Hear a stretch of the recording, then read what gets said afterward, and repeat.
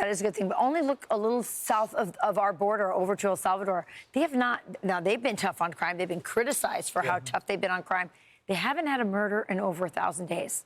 Not one murder in over 1,000 days. And I remember when President Bukele came to the White House and he said, you know, everyone's talking about the human rights and the incarceration of thousands of criminals, but they never talk about the millions of people that we've liberated because our country is now safe. Well, and that's the same thing. People ought to be able to take the train, the bus, without fear of being stabbed or set on fire. It's unimaginable. It's taking on a new importance as we invite all these international events into our country to showcase our country. And so the idea of crime is becoming really important with FIFA coming up. Exactly. In D.C., things are safe in a city that's been plagued by crime forever. And the news coming out of yesterday was soccer is so back. So as a kid that grew up playing soccer in high school, as a young guy, we would gather and watch the World Cup. It was a huge event, but America never really had it. And our team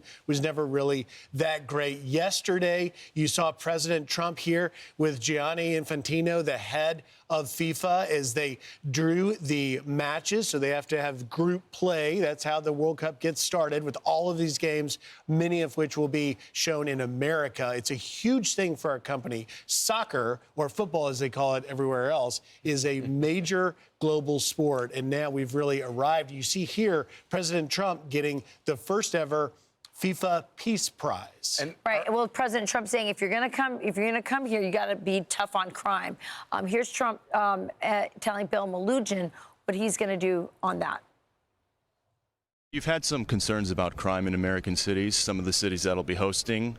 Have they remedied that for you, or are you still considering maybe asking FIFA to move some of those cities? No, I don't want to do that, but I will tell you, if they do have a problem, by the time we get there, we'll take care of that problem. We can solve that problem. I've proven that in D.C. and everywhere else we went, so we'll take care of that very easily. So if they have a problem, hopefully they'll let us know that, and we will solve any problem.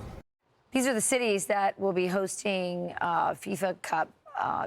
Atlanta, Boston, Dallas, Houston. I mean, you see those all there. A lot of blue cities in there. What do you think, Charlie? So D.C. is not one of the hosts? D.C. is not. The closest for that is going to be probably Philadelphia, which if I get a chance, I'm going to try and go to. Yeah, something tells me you will definitely make that trip. You're not afraid to make that trip. No. You're also, it was interesting to hear, you know, when President Trump got up there yesterday during the whole FIFA event, and then he said something that we all instantly knew was going to ignite the world on fire.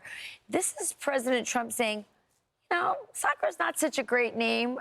Maybe it should be football. Watch. When you look at what has happened to football in the United States, again, soccer in the United States, we seem to never call it that because we have a little bit of a conflict with another thing that's called football. But when you think about it, shouldn't it really be called? I mean, this is football. There's no question about it. We have to come up with another name for the NFL stuff. And Gianni Infantino's like, yeah, I'm all for that. Now, I can't tell you the history of when we started calling our NFL version football, but President Trump's making the point, like, soccer, as we call it, is played with your foot kicking a ball. Well, but soccer is a British word. And the idea that, and obviously it makes more sense that the sport you kick with your foot would be football. As opposed to the ball that you throw with your hands, which would be, you would think maybe handball or something like that. But the fact that everybody around the world knows American football is, I think, a nod to America's dominance politically, culturally, and monetarily. But that's why it was so shocking that he said that, Charlie. Yeah, I think he's totally wrong. I've never disagreed. I don't think I've ever disagreed with Trump on anything.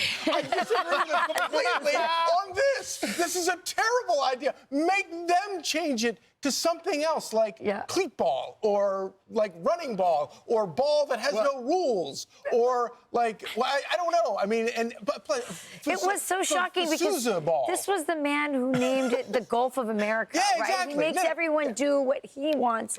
He promotes America. But it is true that football, as they say, makes more sense. I think he just got caught up in the moment. He knew what they wanted to hear, so he just threw it out there. I think He knows how to read a crowd. He would knows how to read the be great in this crowd, and frankly, around the world, because soccer is a global, you know, sport. But his hometown base, America, not so. Yeah, not so I've hot never on seen Charlie so triggered I know, on something sports. this early in the morning. But here's the argument for your case, right? NFL football. The Commanders played their first game in Spain, in Madrid. We've never been in that country. That's true. We We're regularly seeing those play now. in London.